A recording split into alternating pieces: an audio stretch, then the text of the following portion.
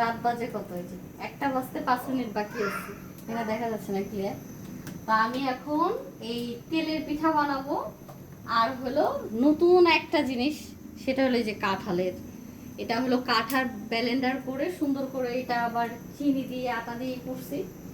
আর এখানে হলো তেলের পিঠা সুজি দিয়ে।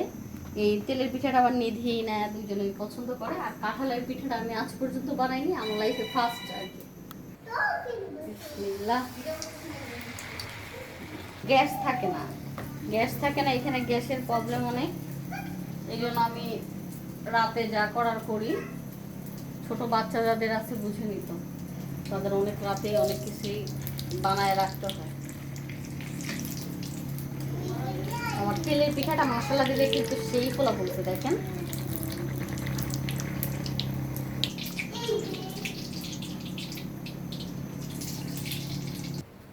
তো এই সবগুলো আমি বানায়া তারপর আমি দেখাচ্ছি, ঠিক আছে গাইস। এই যে আমার পিঠা বানানো শেষ।